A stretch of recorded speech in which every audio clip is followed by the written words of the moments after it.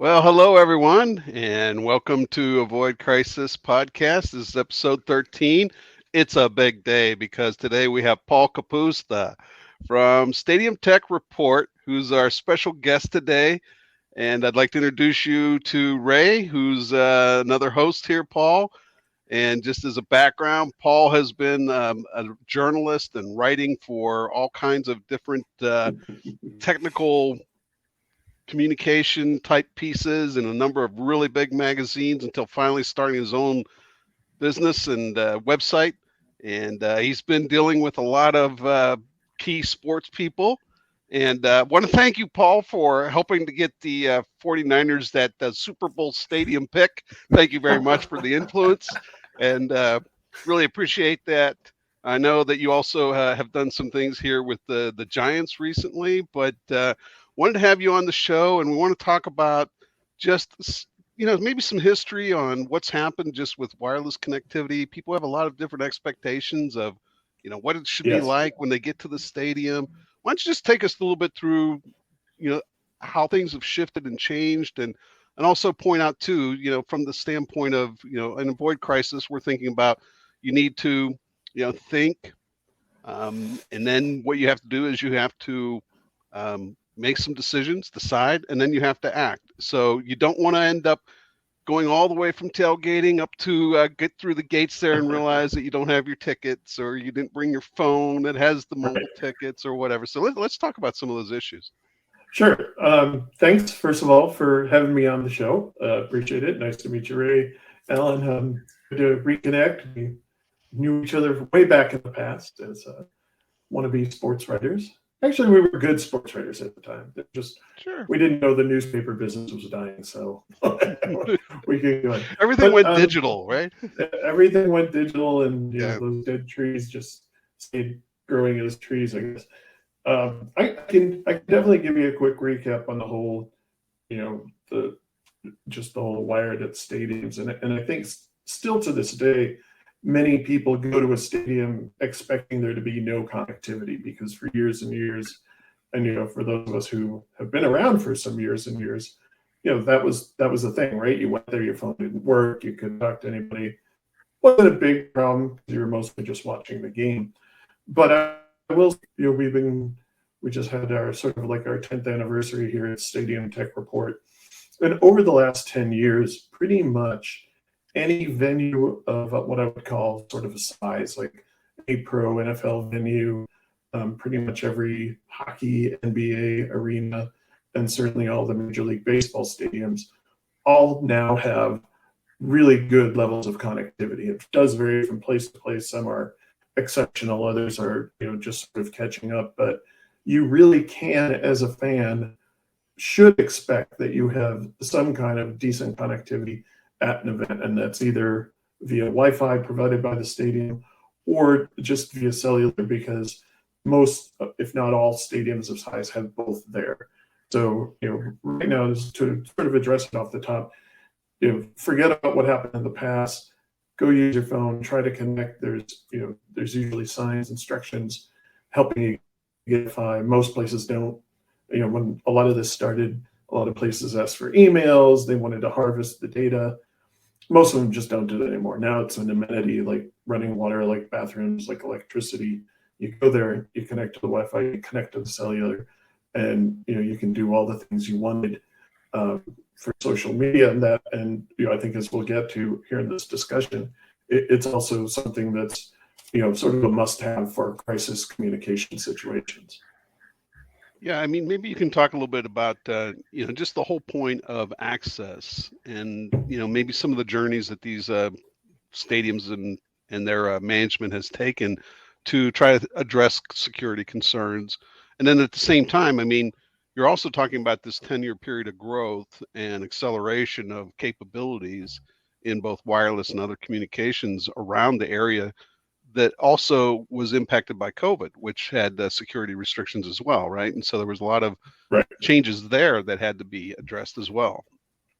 Yeah, and I think historically, when a lot of this first started coming out, people putting Wi-Fi in stadiums, more cellular, you had some real visible pushback. Mark Cuban, the owner of the Mavericks down in Dallas, was one of the ones who's very outspoken, saying, "I don't want people looking at their phones during the game. I want them watching the game, cheering." But as we've come to figure out, people don't actually watch their phones that much at the game. The whole reason for having connectivity is, one, for social media. People like to stay in touch. People like to, especially the big game. I'm here at the Super Bowl and you're not. That's a very key, necessary item. But really, it's just to sort of foster and enable just the current day mode of getting to and getting around the stadium. I mean, 10 years ago, Uber wasn't a thing, right? But now Sure. you come into a game or come out of a game, and there's everybody's trying to get a ride. They're trying to get an Uber or a Lyft. Right. Digital. You mentioned COVID, and COVID was, as unfortunate as everything was, and with the shutdown, once the stadiums reopened and we're letting people back in, COVID was like the response to the pandemic concerns were like jet fuel to digital technology adoption. Stadiums, which had been sort of trying to put in digital ticketing for all the reasons that it helps them, all of a sudden went 100% digital ticketing. This did create some initial problems, right? Because I think, as you said, people would get to the gate and go, "I didn't download my ticket."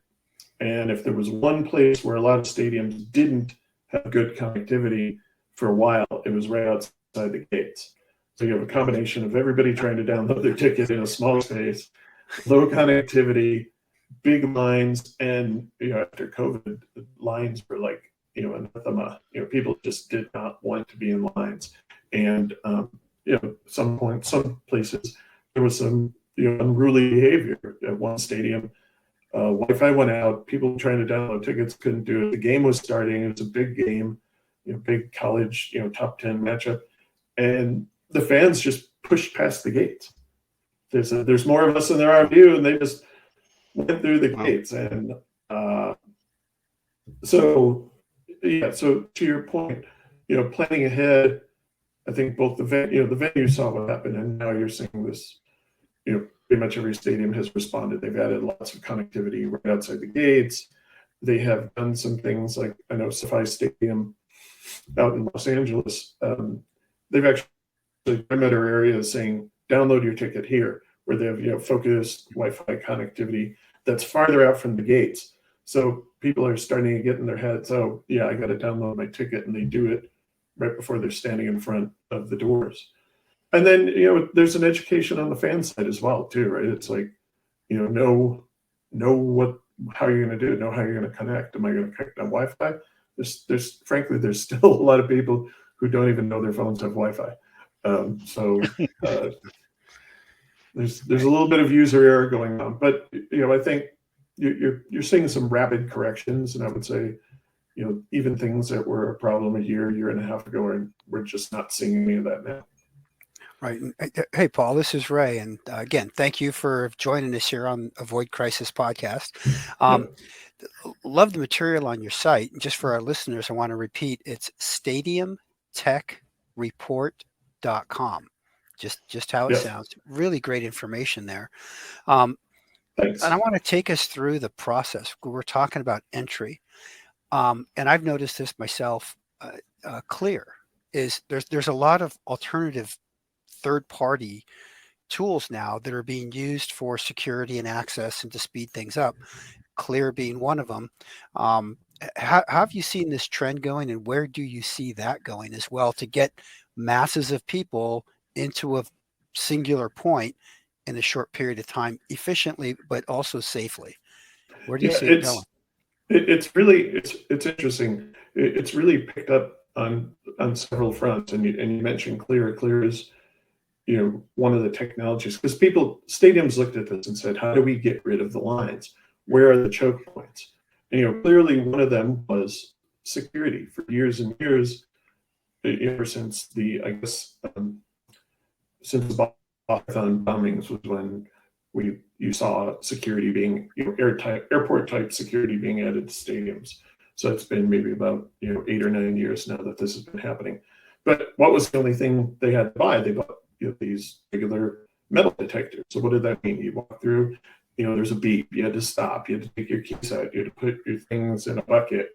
That went on the side. You had a purse or something that had to go on the other side. What you're seeing now is technology sort of stepping up to the plate. And on the security side, a couple of companies have really done a really interesting job. One is called Evolv Technologies, and they're sort of the leader in this space. The other one is called Extract One, but you have gates up where you just walk right through. You don't stop, nothing out of your pockets, nothing out of your bag. These things they look like big flat panels, and if you've been to SoFi Stadium, they're in a lot of stadiums. About 20 stadiums have implemented the Evolv stuff over the last year, and you don't really notice them if you're not looking, because they're pretty wide. The lanes are pretty wide. Multiple people can come through at the same time. So Evolv's sort of corporate motto is, security at the pace of life. You're just walking, but they are secure. They use a different technology. They don't describe it fully because they don't want to give away all their secrets. Blah blah blah. But you're starting to see some of these things in airports too.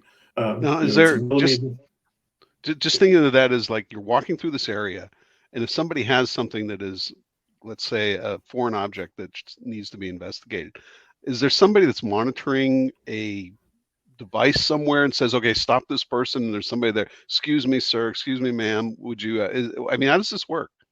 Yeah, this is part of the issue. It is a different process. So there's somebody with the Evolv system and also with the Extract One system.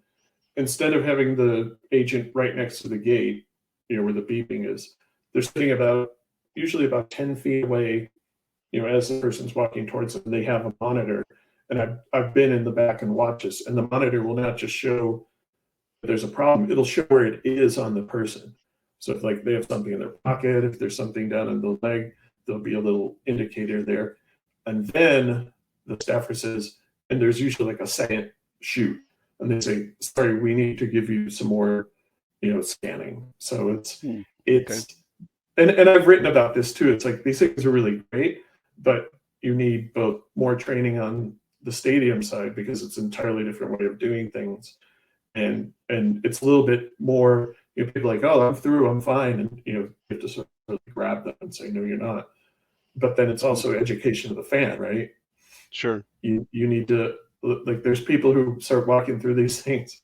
I was at a Broncos game last year, watching them, and the Broncos have a similar walkthrough from a company called Chea. It's an Italian company that made all the old metal detectors, and people would stop in the middle, put their hands up, they're holding their phones in their hands because they don't understand, right? There was education. And my thing has always been in the stadium, you got to educate the fans. Send your season ticket holders an email, tell them, explain this stuff, how it works, because it's the first time you go through it, it just, you're like, what's going on? Am I secure? Aren't I supposed to go through some kind of metal detector? So it takes a little bit, but usually it's one of those things where once you do it once or twice, you figure it out. Or if you're behind and you watch people in front of you, I guess you just walk through. But yeah, there's a learning curve, and it's definitely hard, but it's so worth it.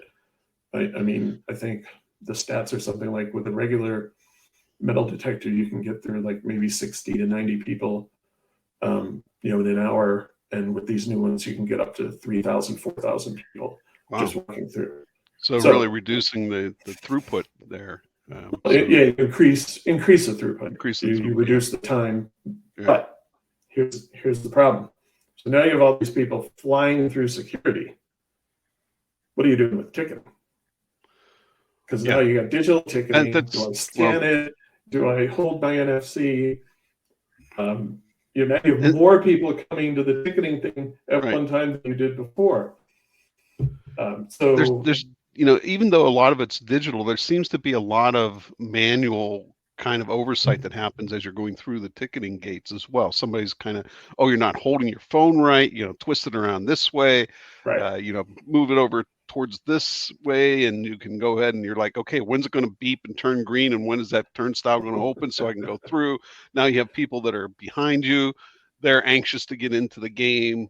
You talked about bad behaviors, and I think that the bad behaviors and time expectations. You've been Yeah. out in the tailgate area, now you're coming in. You want to hurry to get in. You don't want to miss any of that pregame. The Yes. announcements, whatever you're trying to get through, and you don't want to waste a lot of time just trying to pass through. But isn't that really, as you mentioned, the choke point? Isn't that still a choke point? It is, and it can be, but so there's two ways that stadiums are sort of countering with this. One is that they're starting to put security perimeters much farther out. Like the Broncos went from being right next to the stadium gates, and then they went and put the security perimeter. The stadium sits on kind of the top of this little hill, and they put the security perimeter way out at the hill, creating this big sort of open plaza area in the middle. SoFi Stadium has done the same thing. I don't know if you've been out there yet, but it sits on this huge sort of plaza campus, and they're building up all kinds of retail and residential stuff around it. So they have a lot of space, and they've moved the security way out. So you scan security instead of going right into a line. You can kind of wander around. There's like concession stands. There's so there's not a great crush right away. But then the second thing is technology is also addressing this. And I think again it's one of those things. There's no single way yet to get into a stadium. You go to one stadium, it's got one kind of scanner. You go to another stadium, you're scanning a QR code. You can do NFC, which is near field communications, where you just hold up your phone and it does a radio signal.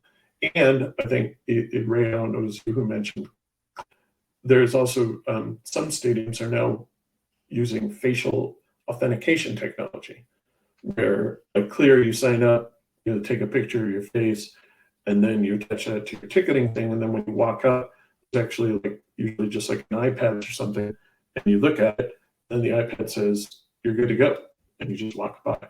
Cleveland Browns have been doing this. The New York Mets have been doing it.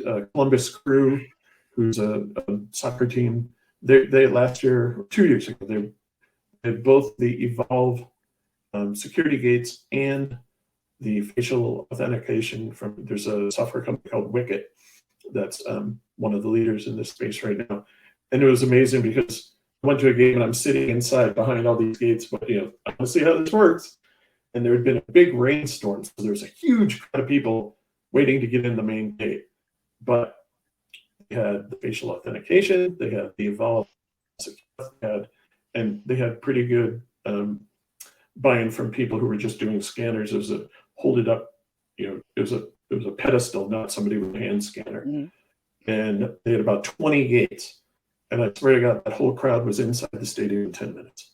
It was just, It was something amazing. So it's a combination. It has to be a combination of process and technology. And I would say a third thing is education, mainly for the fans. Yeah. I mean, you can educate your staff, but you got to let the fans know. Paul, you're an expert in this whole field. And so I do have a question for you, which is, does weather somehow impact the whole connectivity and wireless at the stadium? I mean, as an example, in Green Bay, would you end up getting frozen out? Not just because Aaron Rodgers has left, but really, or your beer freezes. No, generally, weather doesn't really affect it too much. Snow can sometimes slow down Wi-Fi, but really the only thing that would keep you from using your phone is the fact that your fingers would freeze when you take it out. But yeah, weather is not usually a problem. Bright sunlight is a problem with the scanners. I don't know. I have a great story when the Niners opened Levi's Stadium. They had this whole new system with an app and scanners, and there was a company called VenueNext, and they had these optical scanners, which were just really cool design, like white holes with a little thing where you'd scan your ticket. Well, the main gate to get in to the Niners Stadium is on the west side where the sun was shining, and the first people started coming in. It was you put your phone out and the sun reflects, so it wasn't scanning the tickets. Oh, wow. And how they this was like for their first game. And how did they fix it? This is a great story. Somebody went to the gift shop and bought like 40 visors, 49ers visors, put the visors on poles to shield the thing from sunlight. It was a Wow. funny thing. It was like, wow, that's low tech, high tech. But yeah, no, weather usually does not affect it. You know what happens with the? Sorry, Ray. I got another question here. What happens with the Super Bowl as an example? I mean, that's such a big venue. I mean, we know that next year it's going to be in Las Vegas, which is a new stadium, and it'll be the first time there. I mean, I think, our hope and prediction is that it's going to be Brock Purdy from the 49ers going up against Jimmy Garoppolo at the Raiders, because it's going to just draw in everyone. Now, all of a sudden, you have all these 49er fans who are going to be like getting their tickets 6 months in advance somehow, because, they're all tech savvy. They know how to go about it, right? They're going to get in there, and they're going to want to be basically doing exactly what you said. Hey, I'm at the Super Bowl. Where are you? What's it going to be like for the first time stadium to experience a Super Bowl? It should be no problem at all. And I only say that because, I can look back at the last couple Super Bowls, and I think the one I really want to compare it to is SoFi, right? Because basically SoFi Stadium and Allegiant Stadium were built about the same time. SoFi is a little bit bigger in space. Allegiant is a little bit smaller, cozier inside. But at the Super Bowl at SoFi Stadium, 82% of the fans were able to connect on Wi-Fi. And simultaneously, they had something like 60,000 people all using the network at once. I mean, the people who have built these networks, there's a company called Amthink, which built both of the networks in that stadium. Coincidentally, they're one of our sponsors, for full disclosure. But they've been doing this a long time. They've been at almost all the last Super Bowls for, as far back as we can remember, 10, 12 years. And there's a certain black art to designing these networks. There's also, these places were built with these big events in mind. So SoFi Stadium is something like 2,400 Wi-Fi antennas inside the stadium, all set up. Allegiant Stadium, which had great networks from the start, and they use a antenna for cellular stuff called Matsing lens antennas, which are they're about 3 foot to 6 foot ball-shaped antennas. And they stuck those up in the infrastructure. It was funny, they painted them black and called them mini Death Stars, because the Raiders have this whole Death Star thing. So they even have Death Star communications. But these things are really cool. They're I don't want to get too deep into the weeds, but they allow the antennas to shoot straight down onto the people. And they're basically, the great thing about getting a Super Bowl is that the wireless carriers, namely Verizon, AT&T, and T-Mobile, if they know you're having a Super Bowl, they don't want their customers to be unconnected. So they will come in the year before and dump, even if the network's great, they will come in and redo it and basically double it just to make sure their customers stay connected. So right now, they're adding almost double the cellular capacity to Allegiant Stadium. I'm sure they're beefing up the Wi-Fi as well. My guess is there will be no problem at all with connectivity. The Cisco gear they put in there is Wi-Fi 6. We're starting to see across stadiums right now the real capabilities of Wi-Fi 6 bearing fruit, because now the handsets finally all have Wi-Fi 6. And I don't know if you know that much about technology. Wi-Fi 6 was a big jump ahead from Wi-Fi 5. And when you have a Wi-Fi 6 handset and Wi-Fi 6 antennas, you start seeing big leaps in capacity. Ohio State, which is the biggest, Ohio Stadium is pretty much the biggest stadium in operation. They have a Wi-Fi 6 network they put in 3 years ago, and I talked to Jim Null, who's the IT director there, and he said this year, they did a game that was Super Bowl. It's still actually the most Wi-Fi in one day was at Ohio State. It was over 35 terabytes. And he said, we're not seeing any, we could handle more. He's like, we could do more. They're not hitting the limit. So to answer your question in a long-winded way, there shouldn't be any problem at all. For the Super Bowl, these things are tested. These things have been done before. And I just think Allegiant will be great because they've really paid attention to the networks there. Wow, that's an amazing volume of data, 35 terabytes in it for one event. 60,000 people. That's pretty amazing. That's really cool. We talked about entry and getting rid of the choke points in the lines. And somewhere in there, you mentioned about a beer, and you got me thinking about concessions. So the next line I always run into at the venues is I'm trying to get a beer, and it's a long line. What's technology? What are we doing with technology to get the beer line to go faster? Well, funny you should mention that, because that's one of the things we've been covering just a ton of lately. Because after, who knows, 50 years of doing concessions the same way, somebody passing a beer down the aisle, and then you pass your cash back, or you stand in a big line, behind the guy who's buying hot dogs and popcorn, and maybe what did you want, honey? There's a whole bunch of new technology, and one of the most exciting is the technology called checkout free concession stands.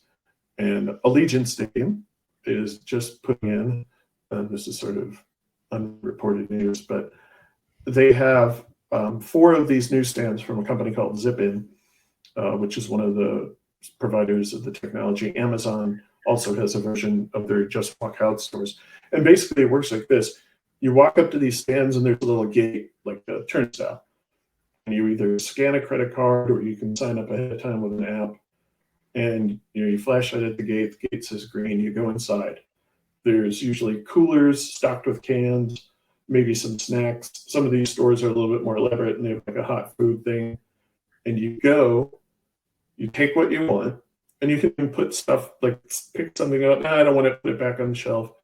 Take what you want and leave, and you're billed afterwards. The only interaction you have with someone is to look at an ID. And even some of those places are using things like Clear, like the Raiders have a thing with Clear, where you can order a beer in your seat and take a selfie of yourself, and it connects with your driver's license. So the checkout free store, they're amazing. Like, you can get in and out of those things in seconds. They've got them here in Denver, and I won't say the number, but because I don't know if I'm like clear to say that yet. But Allegiant Stadium is more than doubling the stores they have now, so they're going to have even more of those stores. It seems like we're doing a new announcement every week. T-Mobile Park, which is hosting the All-Star game this year, they had 1 store from Amazon last year. They put in 3 more this year. I mean, fans just love them.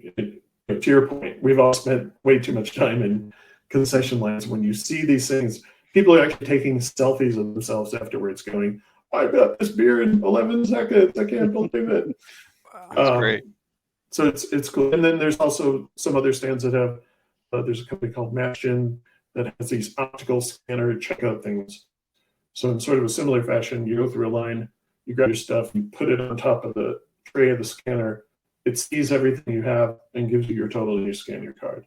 So you don't have to swipe things like you do at the grocery store, and it beeps and all that. It just sees it, and you go.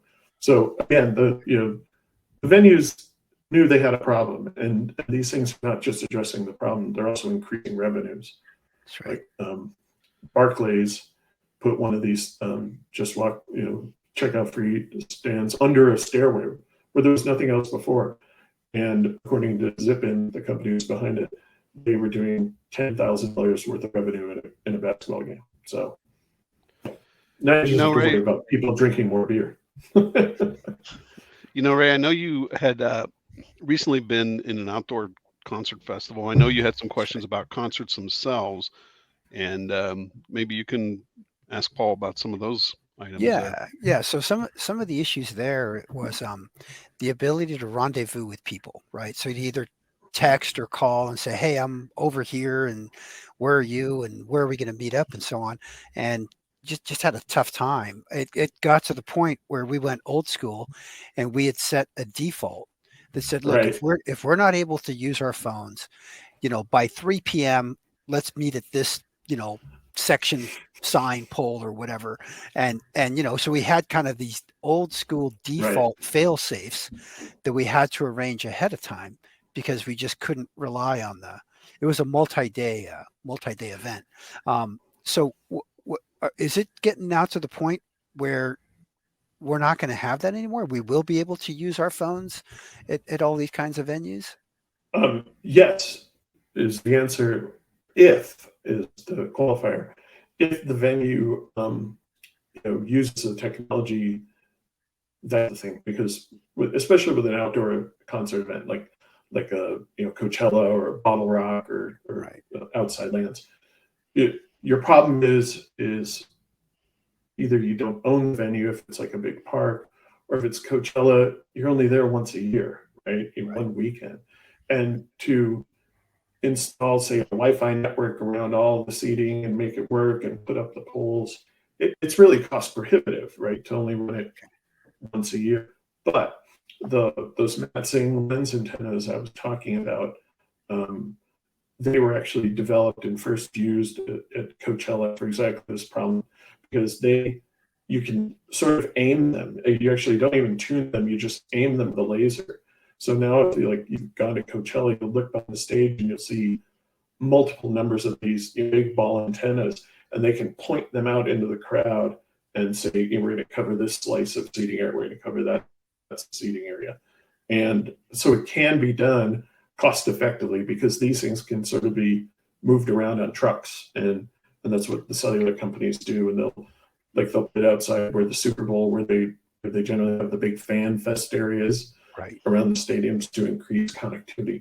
So yes, it can be done. Will it be done? I think if you're Coachella, that's probably pretty well covered. Bottle Rock, I know, is pretty well covered because Cisco is a sponsor there. It might be a little tougher or harder lift in a place like Outside Lands, where you're on city park property and you don't own you don't own the places to put cables or wires or anything like that. But the technology exists to solve that problem. It has been solved in several places. It's just a business question for the event if they want to do it or not. Got it. And one of the thoughts that came to my mind is, like whenever I'm traveling and I'm at an airport, I'm sorry, I just don't trust airport Wi-Fi. It's just, God, you're somebody, I've heard stories. It hadn't happened to me, but I've heard enough stories where I'm not going to trust airport Wi-Fi. How secure and how trustworthy? I mean, can people do their banking, over this Wi-Fi network and feel safe about that? Or do we still need to keep a little bit of guard up as far as, being able to get hacked or whatever, pick up a virus? I mean, I don't think, I wouldn't say that I know for sure. Not that I've heard any stories like that.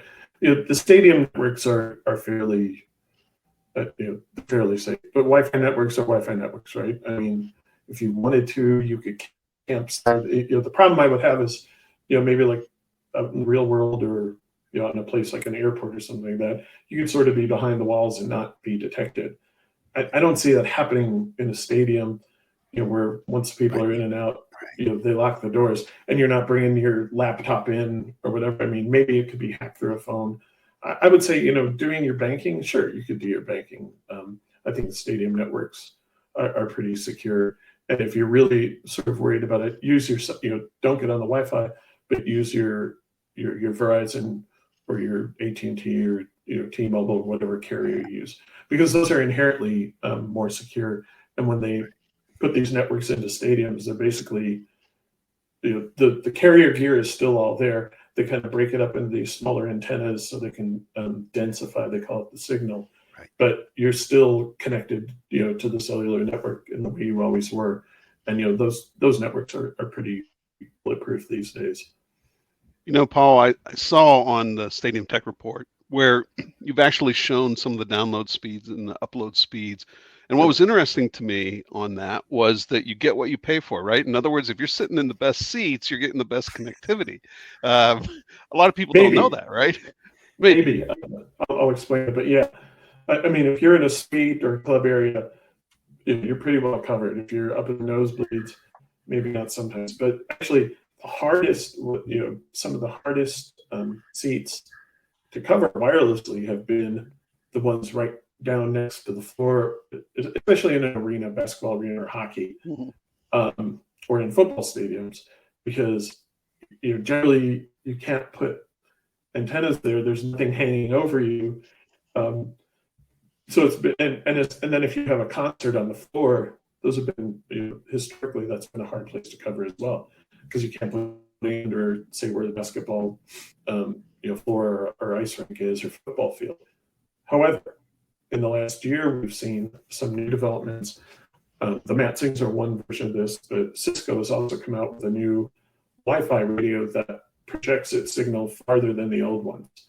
So you are now seeing much improved coverage for those, courtside seats. I was just looking at something like courtside seats for the finals game in Miami are like 33 grand. I mean, if you're going to pay 33 grand, you're going to want to post that selfie. But you can now cover them from the top down, which was a challenge from before. But, I would say democratically, with a lot of the stadiums have the Wi-Fi done under seat. And even if you're up in the nose sections, and I've done tests up there, if you look under the row in front of you or the row back and you see that little box, you're probably getting a pretty good service because you're pretty close to the antenna right there. Well, Paul, it's really great that you were able to come onto the show today. We go way back. I mean, back when you were with the Chicago Tribune and I was with the Chicago Sun-Times, we were writing our stories and we were up in the press box.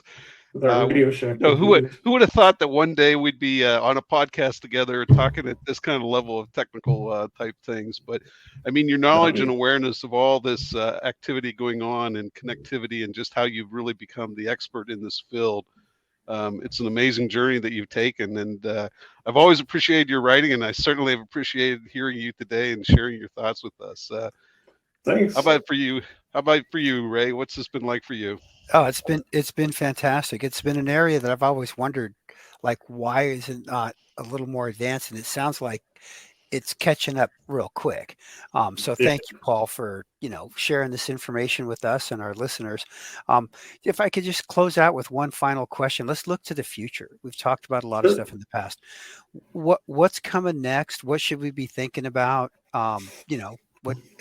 Particularly as consumers and attendees at these events, what's on the horizon for us? Well, I think the thing I'd love to see, and probably won't happen soon, but when it does, you can see the technology underpinnings for it is, a single point of entry where you just walk up to a gate or a doorway to a stadium, and because you have your ticket on your phone, because the camera sees your face and knows your identity, it takes care of your ticketing, it takes care of your security, and maybe it says to you, "Hey, Paul, do you want beer and popcorn delivered to your seat when you get there?" It's like, yes.